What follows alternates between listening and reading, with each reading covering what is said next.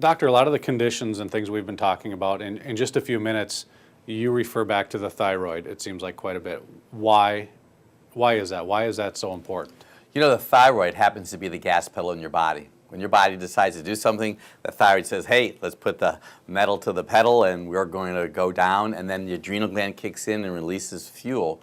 So your metabolism is dependent on optimal thyroid function.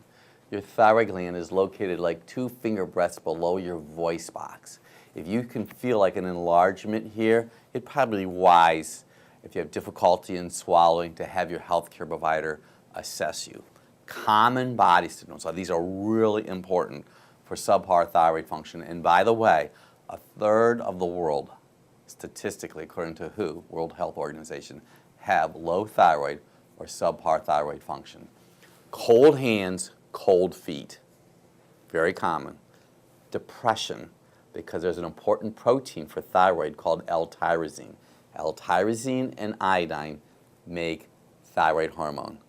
Elevated cholesterol, constipation.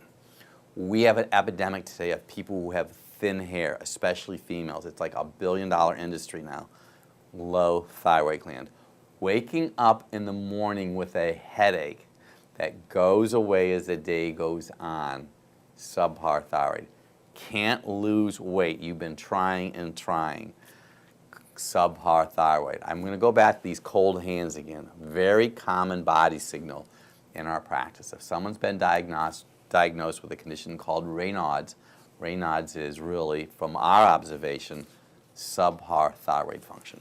Cold hands, cold feet, depression, wide-spaced teeth, thinning hair, common body signals for subpar thyroid function. Now, we're going to give everybody a really simple test to use. This is a very large thermometer. We're using this as a visual, but the point, you can get a battery-operated one, or you can get more of a traditional electric one, or traditional one, and then or electric one. What you're going to want to do, if you have a traditional one at home, shake your thermometer down, put it in your armpit area when you wake up in the morning. Don't go to the facility. You lay there for 5 minutes, and you look at your temperature.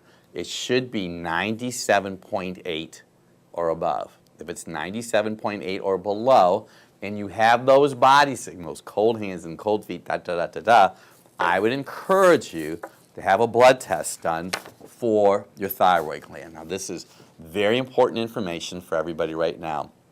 Traditionally, the healthcare community only has done a TSH. TSH stands for thyroid stimulating hormone. In our practice, we want it to be above 2, right at 2. Typically, they only do this one, so if it's elevated, they'll tell someone they have low thyroid, they'll put them on a medication, or they'll suggest a medication. And then you can see 2 other numbers I have there, T4 and T3. 80% of thyroid hormone is T4. The range is between 4 and 12. We like to see it be at 8.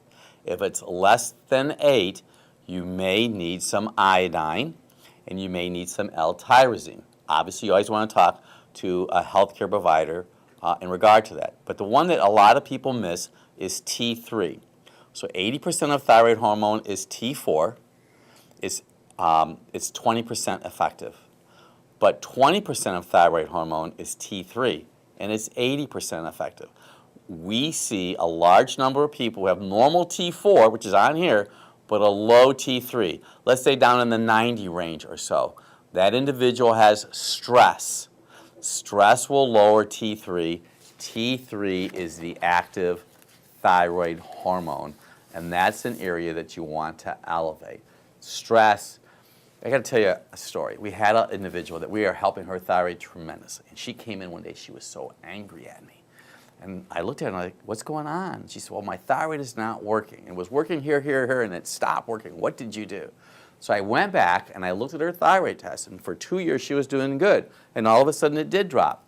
Well, that's when her alcoholic son, who was graduating from college, was going to move home, and it's when her high school senior was going to volunteer and join the military. So I pointed that out to her. So I learned from her, stress can sabotage it, the thyroid gland. Now, a lot of people have a very interesting misconception. Cruciferous vegetables, broccoli, cabbage, and cauliflower, they will say impair thyroid function. Well, I beg to differ, and here's why. Only 14% of the people watching you and me right now eat enough fruits and vegetables in a day, 14%. But 30% have subpar thyroid function. So it's not broccoli, cabbage, and cauliflower. And if you want to eat it, saute it, eat it raw. But most people don't even eat, they hate broccoli.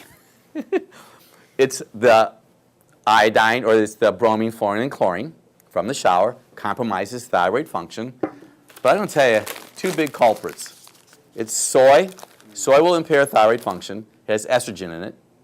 And so will gluten will impair thyroid function. So avoid gluten. Soy's everywhere. So just be aware of soy in your body.